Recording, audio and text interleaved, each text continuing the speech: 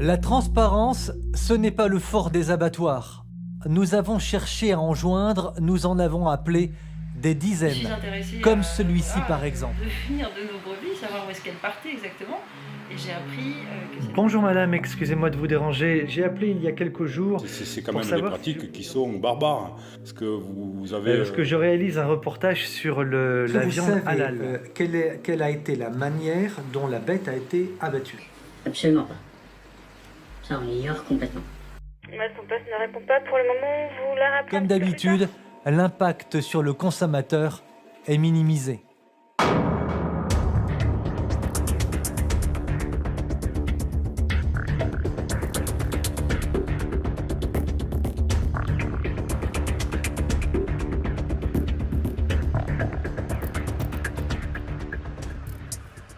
Le halal est en explosion en France. Qui se pose la question de savoir pourquoi? L'explication ne serait-elle pas d'abord en raison d'un nombre grandissant de personnes pratiquant la religion musulmane depuis ces 30 dernières années?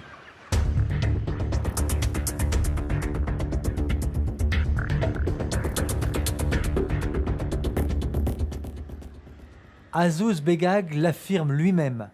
Pour l'ex-ministre de Dominique de Villepin, pour le chercheur en sociologie urbaine au CNRS, on nous fait croire depuis 40 ans que les musulmans sont 5 millions dans ce pays. Depuis 40 ans, ils sont 5 millions. C'est comme si ces 5 millions qui sont venus il y a 40 ans, c'est-à-dire nos parents, n'avaient jamais fait d'enfants. Eh ben non, ils en ont fait. Pas seulement un, mais 2, 3, 4, 5, 6, 7, 8. Et puis nous, leurs enfants, nous avons fait des enfants derrière. Nous ne sommes pas 5 millions. Nous sommes en réalité 15, 20 millions dans cette société. Azouz Begag a très certainement raison sur les chiffres qu'il donne. Mais il y a une autre raison expliquant l'explosion de la consommation de la viande halal en France, une raison celle-ci cachée aux consommateurs.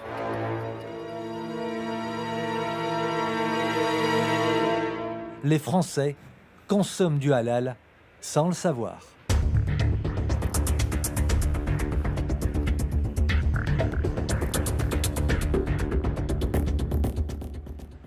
Qu'est-ce qu'une viande halal? C'est une viande égorgée au nom de Allah.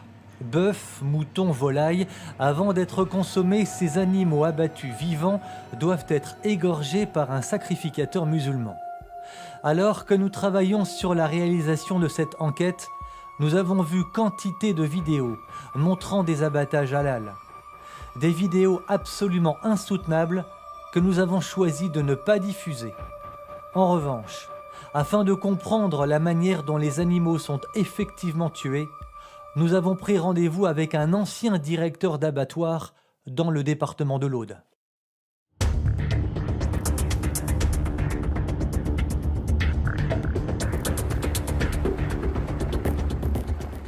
Castelnaudary, c'est la première étape de notre enquête. Cet ancien directeur d'abattoir avec qui nous avons rendez-vous s'appelle André Roux. André Roux, c'est de quoi il parle lorsqu'il est question d'abattre des animaux de façon rituelle et sans étourdissement. C'est quand même des pratiques qui sont barbares.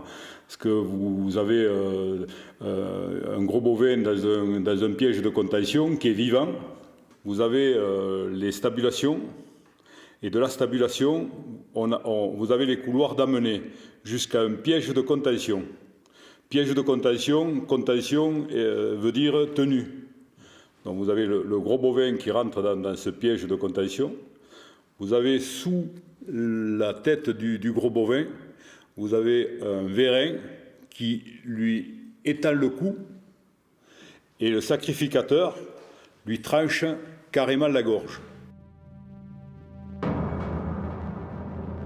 Ce sont des souffrances que doivent endurer les bêtes. Et il faut savoir qu'aujourd'hui, ça dure entre 5 et 10 minutes. Vous avez vu ça, vous, André Roux? Oui. Vous l'avez vu? Oui. Quand je suis rentré en 95 à l'abattoir de Castelnaudary, les sacrificateurs faisaient comme ça.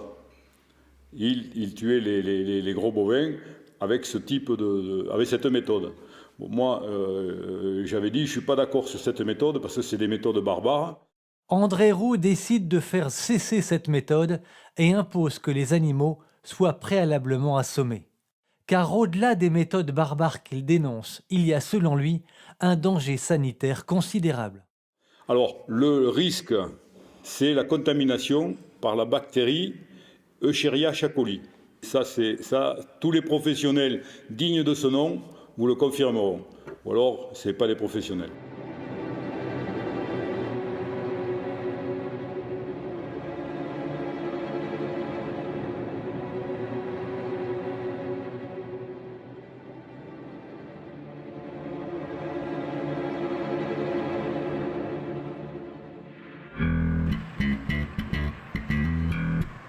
Pour obtenir la confirmation d'un professionnel, changement de région.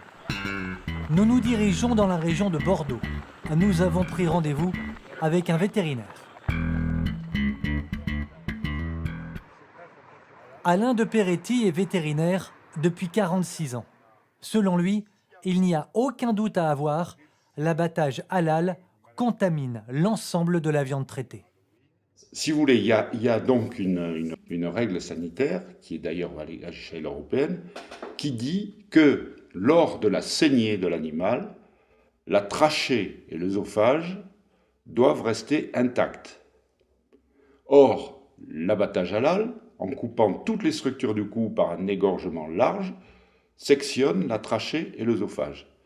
L'œsophage étant juste à côté de la trachée, l'animal se débat, et au moment de ces mouvements spasmodiques désespérés, il y a des régurgitations qui viennent de l'estomac et qui souillent cette plaie énorme.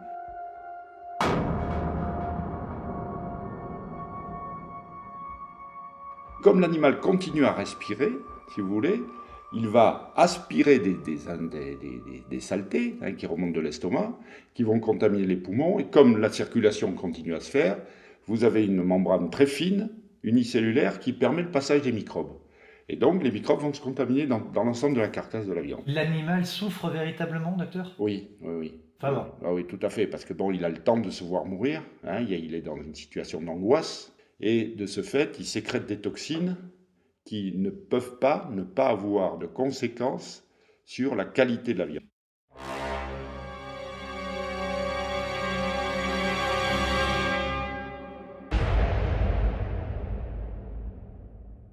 La souffrance de l'animal, une certitude confirmée dans ce rapport de 342 pages de l'INRA réalisé en 2009. Et maintenant, comme l'affirme l'ensemble de la profession vétérinaire, les conséquences sur la qualité de la viande sont l'un des éléments les plus graves de ce dossier.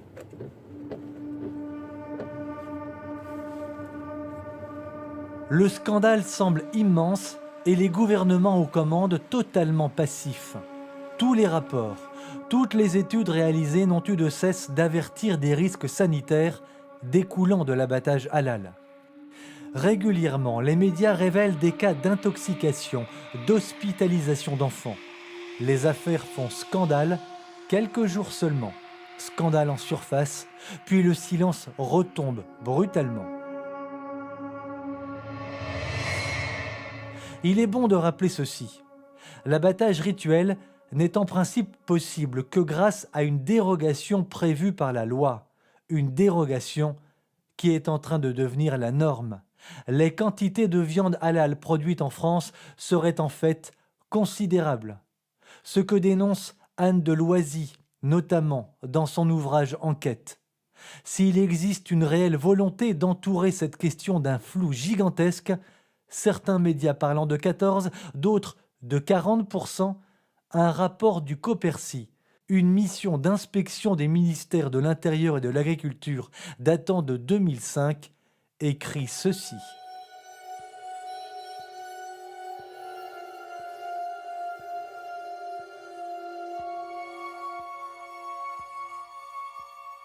Ce rapport de la COPERCI m'inspire deux réflexions. La première, c'est de me dire dans quel état est tombé, dans quel état de facilité est tombé nos industriels de l'abattage qui cèdent systématiquement maintenant à toutes les confessions religieuses pour ne pas perdre de part de marché. Les chiffres que vous me donnez en ce moment, enfin ceux de 2005, qui se sont accentués à mon avis depuis, fait qu'aujourd'hui on fait consommer à des citoyens français non demandeurs d'abattage rituel des viandes, des produits carnés dont ces animaux ont bénéficié. Je dénonce le fait que l'on fasse consommer aux consommateurs qui ne demandent pas ce type de produit. Je ne dénonce pas le fait qu'il y ait des obligations, entre guillemets, religieuses pour satisfaire les rites. Ce n'est pas le sujet. Le sujet est, on devra abattre la juste dose, la bonne dose, le nombre d'animaux qui correspondent à ce marché.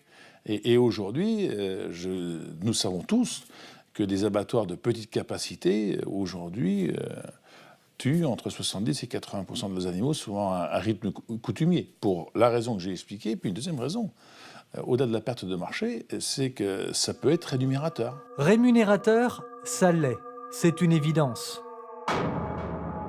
L'exemple de la Pologne, devenue en peu de temps le principal fournisseur de la viande halal à la Turquie, preuve qu'il y a beaucoup d'argent à se faire, peu importe l'idéologie que cela véhicule.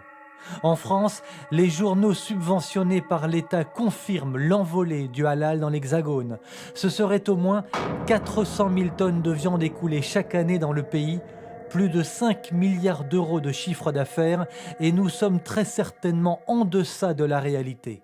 Une preuve parmi d'autres, le flou général volontairement entretenu autour du halal. Dans un article d'août 2016, ce journal écrivait ceci.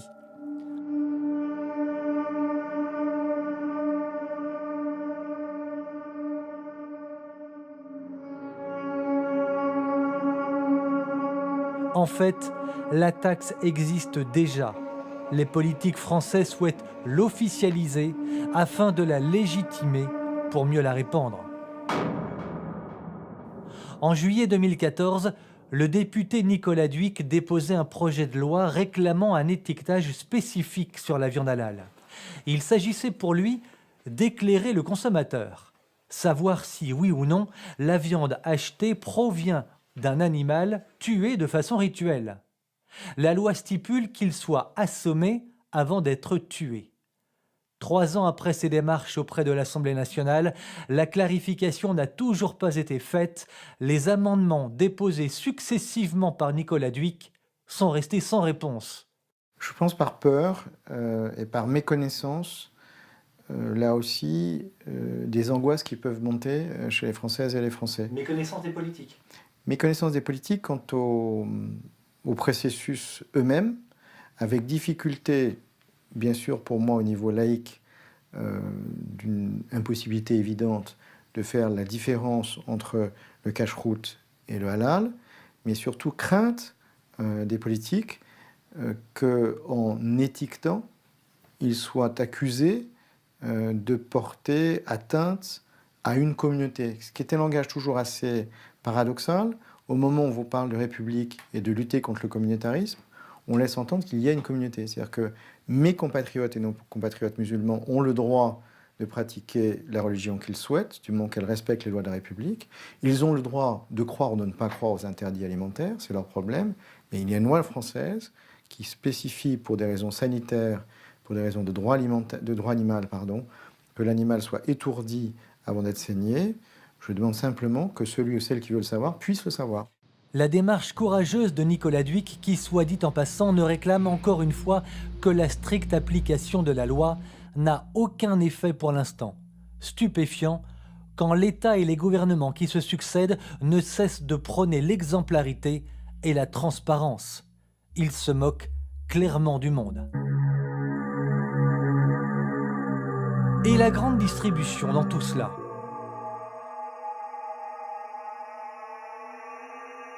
Emporté par l'opacité et le flou gigantesque qui entoure ce dossier, une grande surface peut vendre de la viande halal sans le savoir. Pourquoi ? Précisément parce que l'étiquetage n'est pas obligatoire. Confirmation d'un patron qui a accepté de nous parler. Il est dans l'est de la France. Lorsqu'on lui demande s'il sait de quelle manière les animaux qu'il achète ont été abattus, voilà ce qu'il répond. Absolument pas. Ça, on ignore complètement. Dans l'hypothèse où on travaille de la viande halal, effectivement, pour que la viande soit estampillée halal, on a besoin de savoir si réellement la bête a été égorgé, ou plutôt au préalablement. Ça, vous avez besoin de le savoir, évidemment. Ça, on a besoin de le savoir. Sinon, elle ne peut pas être étiquetée halal, absolument. La seule chose qui nous importe aujourd'hui, c'est la provenance et l'origine. Voilà. Parce qu'en fait, dans le métier de la viande, il y a deux choses. Notamment sur la viande de bœuf, je dirais essentiellement, vous avez ce que l'on appelle, soit on achète en bête entière, soit on achète en catégoriel. En bête entière, il y a une traçabilité, vous savez exactement d'où vient l'animal. Quand on achète en catégoriel, on ne sait pas, on connaît la provenance, c'est-à-dire elle est UE, Union Européenne, mais ça s'arrête là. Est-ce que vous pensez, monsieur, que vos confrères, patrons de grande surface, sont aussi dans la même, j'ose le mot, ignorance? Je pense qu'ils sont dans la même logique, effectivement. La transparence, ce n'est pas non plus le fort des abattoirs. Nous avons cherché à en joindre, nous en avons appelé des dizaines, comme celui-ci par exemple.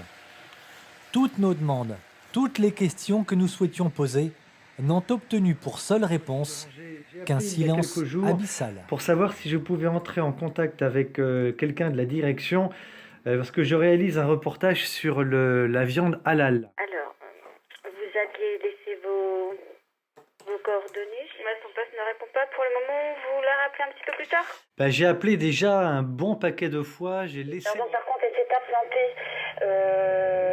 Est-ce que vous pouvez rappeler en fin de matinée? Vous demandez, madame... La viande française est donc envoyée sur le marché du halal, marché récent, faut-il le rappeler, 50 ans tout au plus, dans une indifférence quasi générale. Indifférence de la plus grande partie des gouvernements, des politiques. Hormis des exceptions, les agriculteurs n'ont aucune idée de ce qui advient de leurs animaux. Le sauraient-ils d'ailleurs qu'ils n'auraient sans doute pas beaucoup de marge de manœuvre? Il faut bien qu'ils vendent. Ceux qui s'opposent à ce genre de pratique semblent de toute façon bien peu nombreux. Nous avons tout de même trouvé une exploitante. Pour la rencontrer, il nous a fallu descendre dans le Pays Basque. L'exploitante s'appelle Colombe, elle a 36 ans, elle élève des brebis. Je me suis intéressée au devenir de nos brebis, savoir où est-ce qu'elles partaient exactement. Et j'ai appris que cette coopérative envoyait ses brebis à l'étranger et qu'elles étaient systématiquement abattues halal. Des brebis qui avaient été nées, élevées au Pays Basque sont abattues halal. On vous l'a dit ou vous vous en êtes rendu compte? Comment ça s'est passé? On me l'a dit. J'ai posé la question, on m'a répondu, franchement. On ne me l'a pas caché. C'est quoi? C'est un représentant d'un abattoir qui vous l'a dit? Un commercial. Un commercial de la coopérative qui ramasse ici les brebis de réforme. Et alors la réaction, immédiatement? Sachant que ce sont des animaux pour lesquels auxquels on est attaché, moi j'entendais pas du tout accepter que mes animaux terminent leur vie en souffrance, parce que pour moi l'abattage à halal qui est synonyme de souffrance pour les animaux, encore plus que le conventionnel, et du coup j'ai décidé qu'elle ne partirait plus, en tout cas autant que possible dans cette voie-là, quoi. Plus de halal avec mes brebis. Comme d'habitude, c'est une minorité agissante qui s'impose à une majorité silencieuse. Comme d'habitude, l'impact sur le consommateur est minimisé. Le halal, un problème complexe, mais un dossier surtout très obscur. Le halal, c'est enfin toute une philosophie de vie qui ne correspond en rien ni à la tradition, ni à la culture française. Elle est pourtant imposée à tous, peu à peu, insidieusement.